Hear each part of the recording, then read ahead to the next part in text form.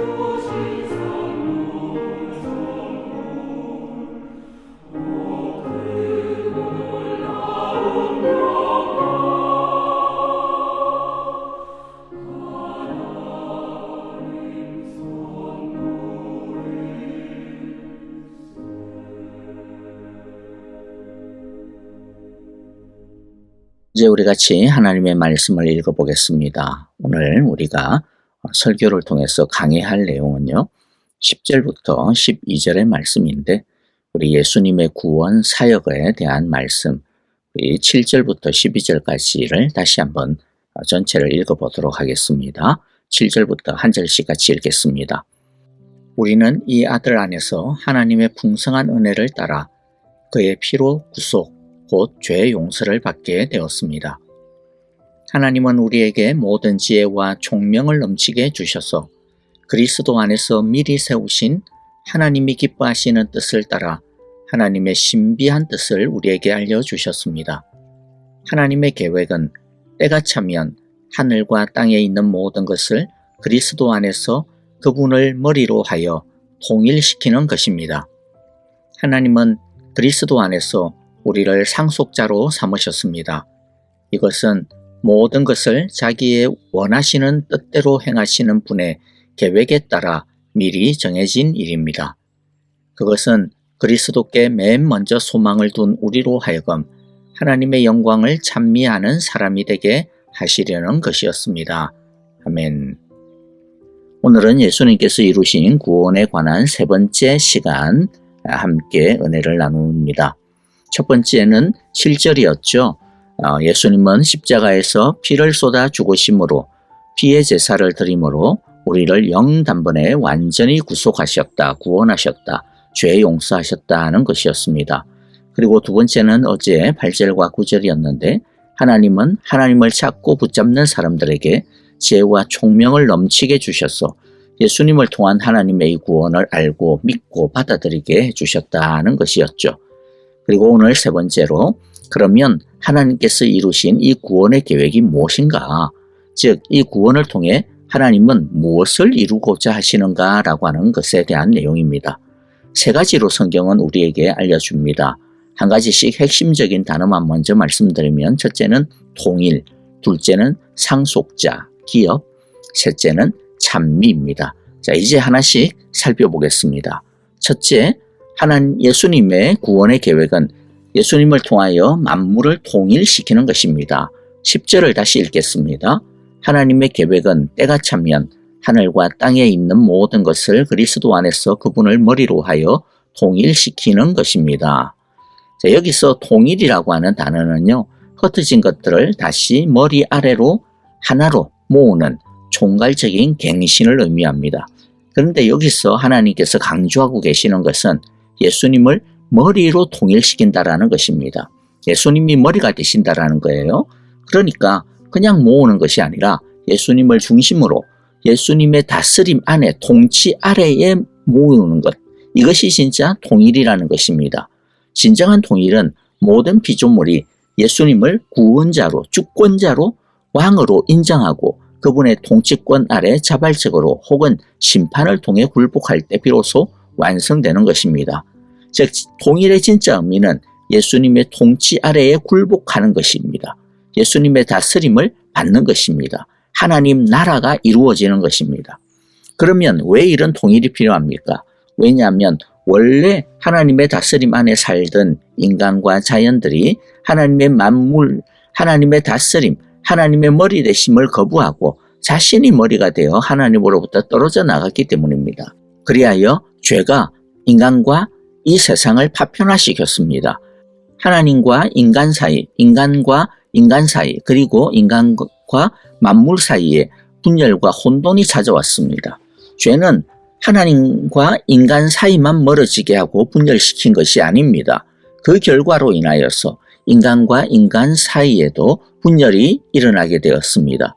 그래서 서로 시기하고 미워하고 오해하고 서로 침략하고 빼앗고 싸웁니다.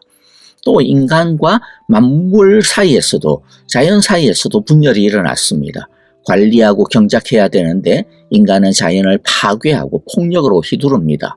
그리고 만물 사이에서도, 자연 사이에서도 그 조화와 아름다움이 파괴가 되고 말았습니다. 야성이 생겨나게 되고 때때로 자연의 거대한 힘이 파괴라고 하는 모양으로 이 땅을 뒤흔들고 이 세상을 무너뜨리고 있습니다. 그리고 무엇보다 인간 자신 스스로도 분열되고 파괴되었습니다. 그래서 인격적인 문제와 결함으로 인하여 고통합니다. 자신을 온전히 진정으로 사랑하지 못합니다. 비교를 통해 자신의 가치를 확인하려고 하는 현대인의 이 자아분열적인 이 문제들, 이 모든 것들이 바로 죄로 인하여서 파생된 파괴입니다. 다시 말씀드리지만 인류 사회의 혼란과 갈등의 근본 원인은 바로 머리 되시는 그리스도를 떠났기 때문입니다. 이것이 바로 죄의 본질입니다. 이에 대한 하나님의 계획이 무엇이라고요? 하나님은 예수님을 역사의 중심축으로 세우셔서 예수님을 통하여 다시 하나님의 원래의 창조의 질서와 조화로 회복하시고자 한다라는 것이죠. 따라서 구원이란 단순히 우리가 행복해지는 것으로 끝이 아닙니다. 그것보다 훨씬 더 큽니다. 반역을 그치고 정당한 통치자이신 예수님 아래로 복귀하는 것, 예수님의 통치 아래, 다스림 아래에 굴복하는 것입니다. 예수님 아래에 있을 때만 우리와 만물은 비로소 안정과 참된 자유를 누릴 수가 있습니다. 예수님이 왕이 되시고 예수님이 다스린다라고 하는 이것이 빠진 통일은 결국에는 아무리 이름이 좋아도 허울 뿐인 인본주의적인 평화일 뿐인 것이죠. 참된 성경적 구원은 그리스도를 만유의 주로 모시고 그 발 아래 엎드려 사는 것, 그것으로 완성되는 것입니다. 바로 우리가 예수님을 주로 모시고 살게 되었습니다. 둘째, 예수님의 구원의 계획이 무엇입니까? 예수님 안에서 우리를 상속자로 삼으시는 것입니다. 11절 말씀입니다. 읽어보면 하나님은 그리스도 안에서 우리를 상속자로 삼으셨습니다. 이것은 모든 것을 자기의 원하시는 뜻대로 행하시는 분의 계획에 따라 미리 정해진 일입니다. 자, 세 번역에서는 상속자라고 번역을 하였는데요. 이 단어의 원래 헬라어의 뜻은 기업, 소유라고 하는 의미입니다. 즉 우리가 하나님의 것이 되었다라는 것이죠. 자, 그런데 소유가 되었다라고 하는 말에도 사실 뉘앙스가 여러 가지가 있지 않습니까? 한번 쓰다 버리는 것도 소유고 내 것이라고도 할 수 있죠. 하지만 여기서 하나님의 소유라고 하는 말은요, 구약 성경에서 표현하고 있는 소유, 세굴라라고 하는 말과 같은 의미인데, 즉 왕의 가장 아끼는 보석이 되었다라는 겁니다. 다른 어떤 것으로는 바꿀 수 없는 보석, 대를 이어 갑으로 물려줄 보석이 바로 이 소유, 기업, 상속자라고 하는 의미입니다. 우리가 하나님의 소유가 되었고 기업이 되었고 하나님의 양자가 되었는데, 하나님이 우리를 영 마음에 안 들면 갈아치우고 없애버리고 그런 것이 아니라는 것입니다. 다시는 버리지 않을 존재가 되었습니다.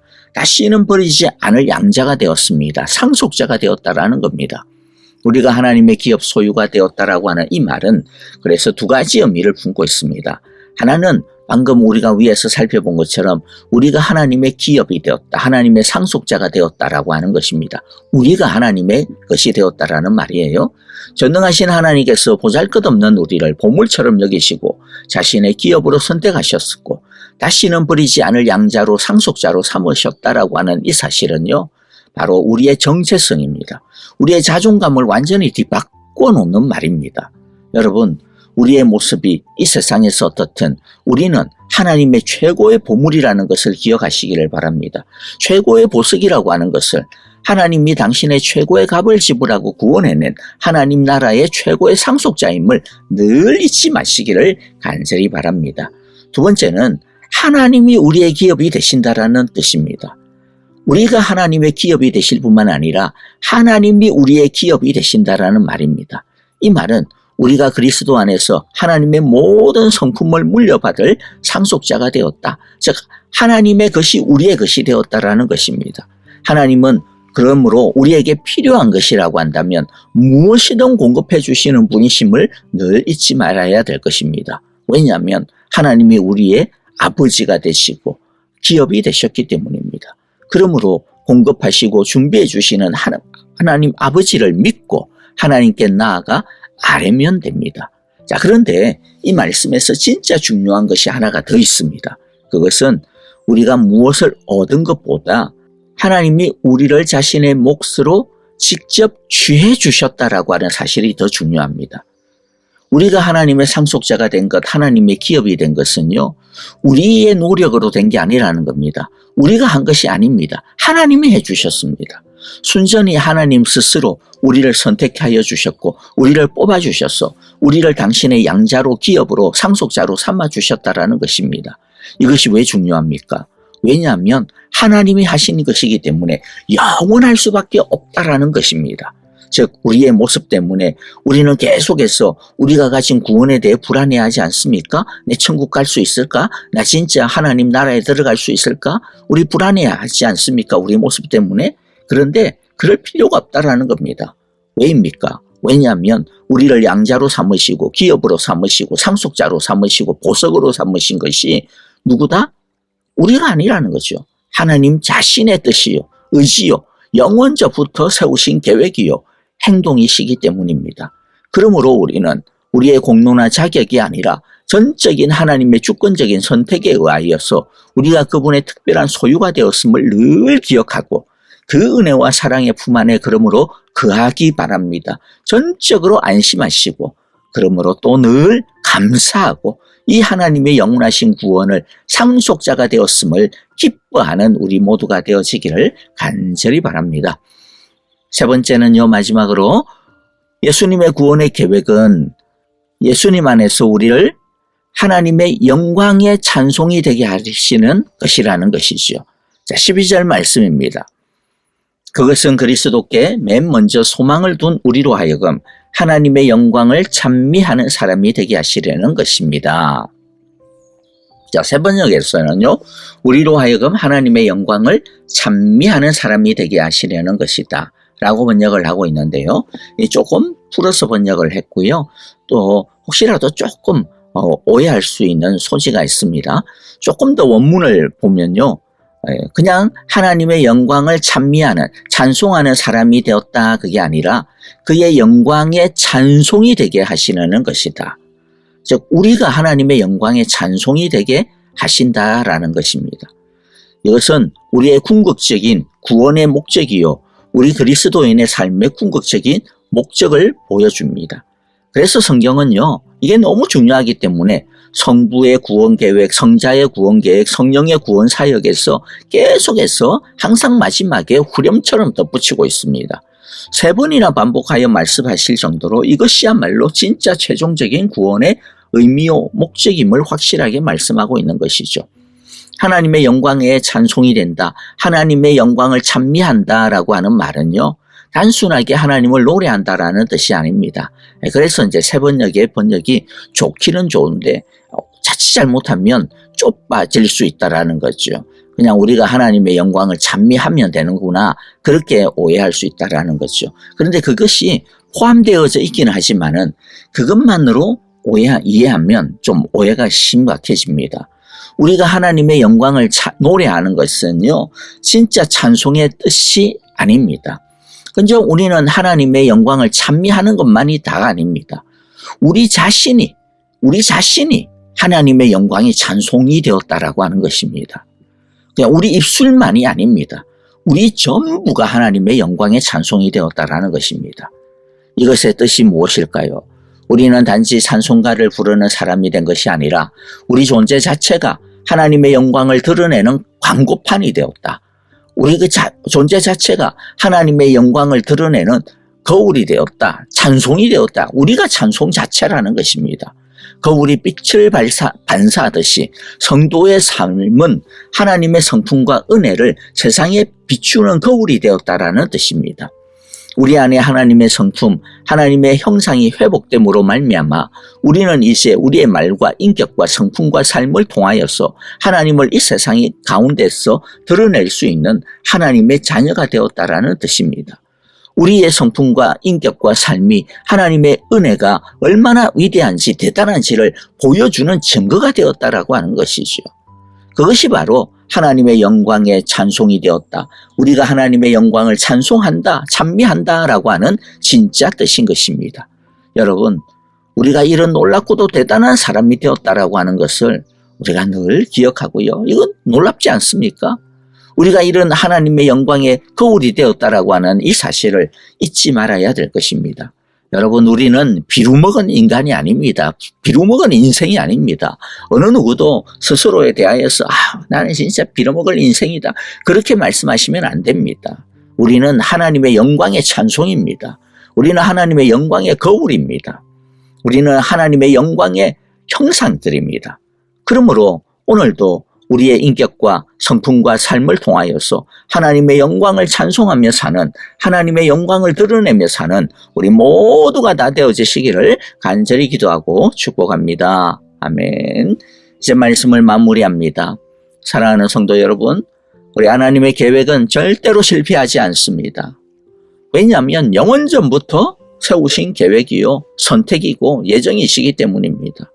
그리고 바로 예수 그리스도의 피로 말미암아 이루신 계획이기 때문입니다. 혼돈 속에서도 그리스도 안에서 모든 것을 통일하고 계시며 우리를 그분의 고귀한 상속자로 기업으로 부르셨고 마침내 우리를 통해 하나님의 영광이 찬미받게 하실 하나님의 영광의 찬송의 존재로 삼으신 바로 그분의 계획이기 때문입니다. 그분의 계획은 반드시 완성될 것입니다. 이 위대한 구원의 계획, 경륜을 깨닫는 사람은 더 이상 세상의 사소한 문제, 우리들 가운데 일어나는 문제, 고난의 그 문제, 어려움의 문제에 더 이상 휘둘리지 않을 것입니다. 하나님의 주권적인 열심이 우리를 붙들고 계심을 믿으시기를 바랍니다.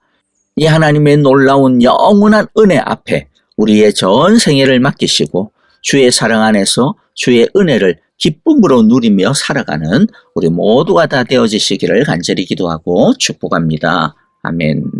자, 오늘 우리에게 주신 귀한 은혜의 말씀들, 이 하나님의 구원의 경륜과 계획을 우리 함께 찬양하며 그리고 또 우리 주님을 주님 앞에 기도하는 시간 되기를 바랍니다. 늘 주님의 이 구원을 기뻐하며 찬양하게 하소서. 우리가 이런 놀라운 존재가 되었음을 늘 잊지 않고 살아가게 하옵소서. 주의 은혜 안에 머물게 하옵소서라고 우리 함께 기도합시다. 교회를 위하여 우리 목장 식구들을 위하여서 간절하게 사랑으로 함께 서로 중보합니다. 아프신 분들 여러분들 특별히 위하여 간절하게 기도하도록 하겠습니다. 선교사님들을 위하여서도 그리고 또 선교지의 부흥을 위하여서도 또 이 땅 가운데 일어나고 있는 이 전쟁들 속히 끝나고 그리스도 안에서 통일되게 하소서라고 우리 함께 기도하기를 원합니다. 다 함께 찬양하며 기도하겠습니다.